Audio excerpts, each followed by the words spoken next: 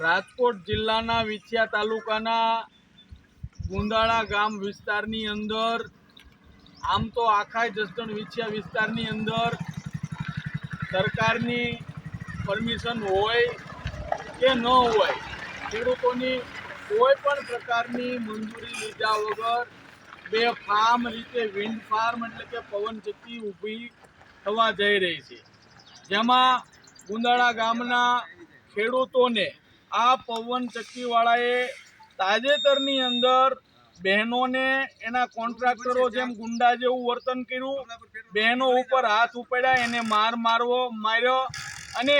એને જેમ તેમ બેફામ રીતે વાણી વિલાપ કર્યો। અહીંયા પોલીસની હાજરી હોવા છતાં, પોલીસ પ્રશાસન હોવા છતાં આ પવનચક્કીવાળા બેફામ રીતે વાણી વિલાપ કરે, ખેડૂતોને દબે,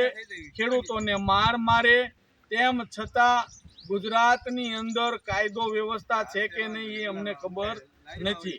આ ખેડૂતોની એક જ માંગણી છે કે જ્યાં સુધી અમારી મંજૂરી નથી, અમારી માલિકીની આ ખેતીવાડીની જમીન છે જેના કાયદેસર તમામ ડોક્યુમેન્ટ હોવા છતાં કોઈ પણ પ્રકારની અમારી મંજૂરી લીધા વગર આ પુરાણ કર્યું, અમારી વાડીની જે વર્ષો જૂની વાડ હતી ભાંગી નાખી અને એની અંદર મસ્ત મોટા વાહન હકાલવા માટે, પવનચક્કી ઊભી કરવાના સાધનો હકાલવા માટે અમારી વાડીનું નુકસાન કર્યું, જેના માટે આ લોકોએ કીધું કે અમારે કોઈ પણ પ્રકારે અહીંયા વાહનો ચલાવવા દેવાના નથી, અમારી મંજૂરી નથી। ત્યારે આ ખેડૂતોને આ પવનચક્કીના કોન્ટ્રાક્ટરો દ્વારા મારવામાં આવ્યો। આજે આ ખેડૂતો કાયદેસર રીતે એને જે મારવામાં એની FIR કરવા માગે છે, ત્યારે રાજ્યના ગૃહમંત્રી, મુખ્યમંત્રી અને રાજકોટ જિલ્લાના કલેક્ટરશ્રીને કહેવાનું કે જસદણ અને વિછિયા વિસ્તારનો ચોથો દાખલો છે। પહેલા કાંસકોલિયાની અંદર આ પવનચક્કીવાળાએ બેનનો હાથ ભાંગી નાખ્યો, બીજો બનાવ જે કડુકાનો બનાવ બન્યો ત્યાં પણ બહેનો સાથે આ લોકોએ દુર્વ્યવહાર કર્યો અને આ ત્રીજો દાખલો ગુંદાળા ગામનો છે કે જ્યાં બહેનો માટે આ લોકોએ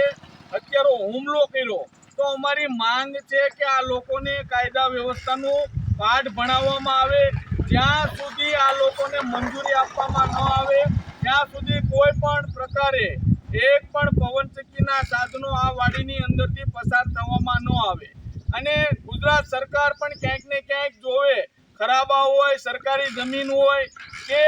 કોઈ પણ પ્રકારની મંજૂરી લીધા વગર બેફામ રીતે આ વિન્ડ ફાર્મ પવનચક્કી ઊભી થવા જઈ રહી છે, જેમાં માનવ તો ઠીક પણ પશુ પંખી માણસો તમામને ખૂબ નુકસાન છે। તો આની અંદર કોઈ પણ ખેડૂત સાથે